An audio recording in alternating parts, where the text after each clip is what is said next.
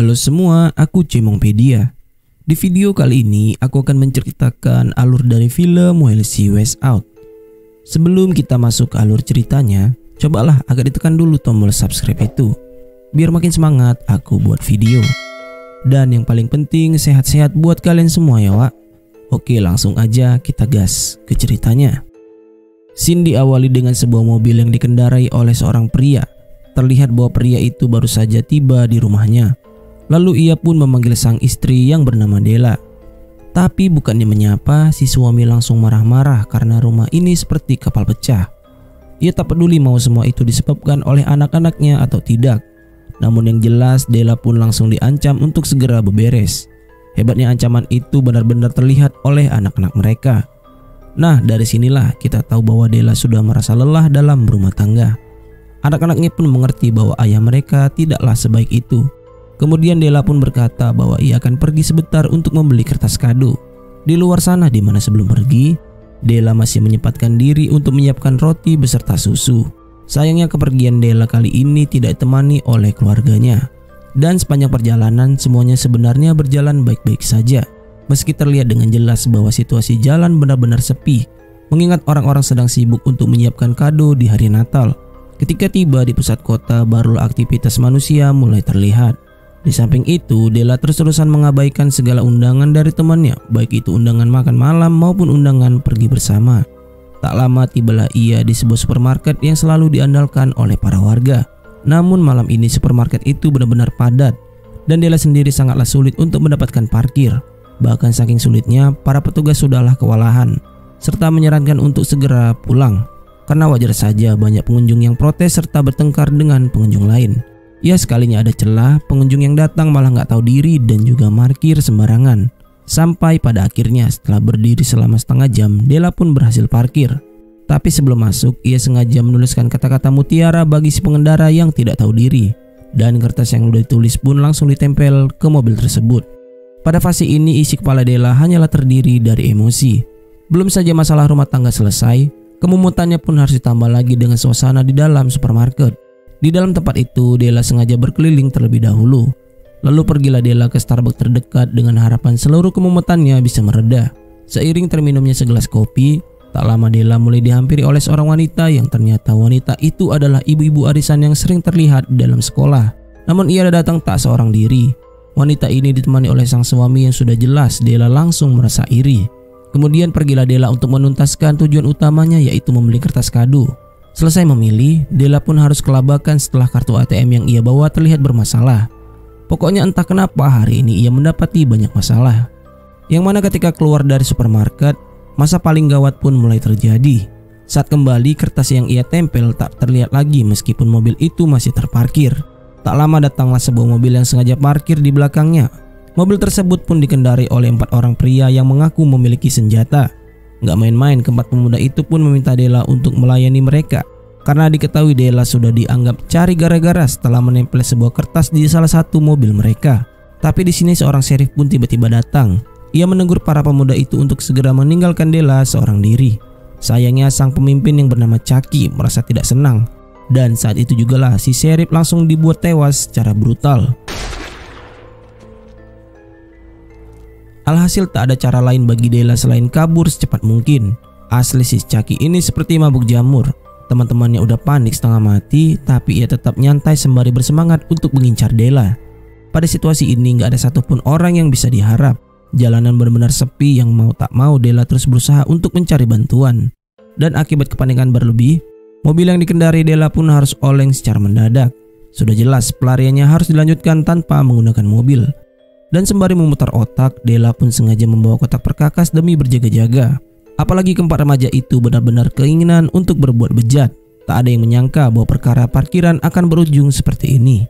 Namun seiring pencarian, keinginan Chucky untuk mencari Della semakin membara. Bukan hanya karena tempelan kertas, tapi ia juga beranggapan bahwa Della adalah satu-satunya saksi yang melihat kematian sheriff. Bisa dibayangkan seorang ibu rumah tangga yang berniat membeli kertas kado harus berjuang sesusah ini. Berawal dari mumet dengan kondisi supermarket, sekarang Della harus mumet juga untuk bersembunyi. Sayangnya ketika bersembunyi, Della masih terpeleset.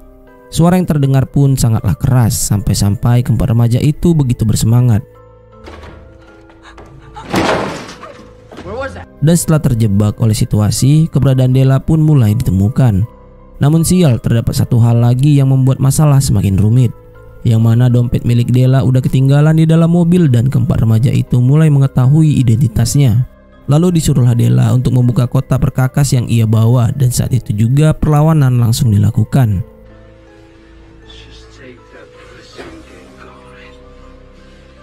Yang siapa sangka pelarian ini benar-benar berhasil, di mana satu orang pemuda harus tewas akibat terjatuh. Alhasil Della pun harus menghadapi 3 orang lagi. Hanya saja para pemuda itu tidak ingin lagi bermain-main dengan kematian satu teman mereka. Para pemuda tersebut pun sangat bersungguh-sungguh untuk mencari Della. Di samping itu, Della harus terus berlari ke dalam hutan sebisa mungkin. Ia menghindari sumber cahaya demi menghilangkan jejak secara mulus. Sampai satu ketika terdengar suara musik yang cukup keras. Dari situlah Della pun segera mencari tahu, yang ternyata suara tersebut berasal dari Chucky beserta kawan-kawan. Kedua teman Chucky mengalami kehilangan teramat berat akan kematian seorang kerabat, dan sudah jelas perasaan itu sangatlah berbeda dengan Chucky. Di sini Della sebenarnya sudah merasa lelah. Ia sendiri belum bisa pergi mengingat kelompoknya Chucky masih berada di area hutan. Namun benar saja, tepat di belakang sana ketiga remaja tersebut pun mulai mendekat, bahkan pencarian mereka semakin mudah setelah bau parfum milik Della mulai tercium. Nah, pada momen inilah Della nggak bisa lagi berhenti, di mana saat itu juga pelariannya segera diketahui. Dengan kondisi 3 versus 1, Della hanya bisa berharap sembari bertindak. Terlebih kali ini tidak akan ada lagi pelarian, yang mana perlawanan tersebut segera diberikan dengan mengandalkan alat perkakas. Satu orang pemuda berhasil dibuat tewas. Pada ujungnya kematian pemuda itu pun turut disadari oleh Chucky dan juga temannya. Akan tetapi bukannya takut, Chucky malah merasa semakin tertantang. Sedangkan di sisi lain, Della hanya bisa menyesali perbuatannya. Ia tak percaya jikalau ia akan bertindak sejauh ini setelah membeli kertas kado di supermarket. Hanya saja saat itu jugalah posisi Della mulai terlihat lagi. Sialnya kali ini Della harus menghadapi Chucky yang sudah membawa sebuah senjata. Area berlarinya pun tidak mudah, di mana ia harus terus menyusuri sungai. Chucky mulai melakukan negosiasi, namun dikarenakan Della tidak menjawab sama sekali, pada akhirnya ia pun harus dikejar lagi. Kebetulan kedua pemuda itu tidak lama mengejar, sekaligus mereka lebih memilih berpencar yang jelas akan jauh lebih mudah bagi Della untuk memberi perlawanan. Dan hasilnya dengan menggunakan obeng, kepala pria itu harus tertusuk seperti sate. Sontak Chucky harus menyaksikan lagi kematian temannya. Di posisi inilah bisa dipastikan Della tidak akan lagi mendapat sebuah tawaran, yang mana sembari menebar ancaman, Chucky pun segera menyisakan sebatang rokok untuk Della. Namun gawat, setelah beberapa saat Chucky mulai berniat untuk mengincar alamat rumah dari Della. Ya apa boleh buat, Della pun segera berbicara untuk memberitahu posisinya. Dan akibatnya pada posisi ini jarak mereka berdua hanyalah terpisah 1 meter. Dalam sekejap Della benar-benar mati kutu. Ia pun segera disuruh oleh Chucky untuk memberikan pelayanan terbaik pada malam ini, yang pada akhirnya tanpa sepengetahuan sang suami, mereka berdua pun segera hohohihi. Tapi ternyata secara diam-diam Della telah menyiapkan sebuah siasat, di mana setelah Chucky tidak fokus, pistol yang terlepas langsung segera direbut untuk ditembakkan. Dan di akhir perjuangan ini bisa disimpulkan jikalau beberes rumah jauh lebih baik. Tak terbayang apa yang dikatakan oleh suaminya jika Della pulang dengan kondisi seperti itu. Di tengah perjalanan pulang, terlihat juga kalau para polisi telah berada di parkiran supermarket. Namun hal itu bukanlah fokus utama bagi Della, di mana tak lama kemudian Della memutuskan untuk meninggalkan mobil serta berjalan kaki sembari hujan-hujanan. Setiba di rumah, sang suami pun kembali marah-marah. Dia nggak tahu aja kalau Della udah setengah mati untuk membelikan kertas kado. Terlebih lagi sang suami masih sempat memaki kenapa Della tidak membelikan sesuatu kepadanya. Luar biasa, karena tak tertahankan lagi, Della pun segera menodongkan senjata kepada sang suami. Film ini pun selesai.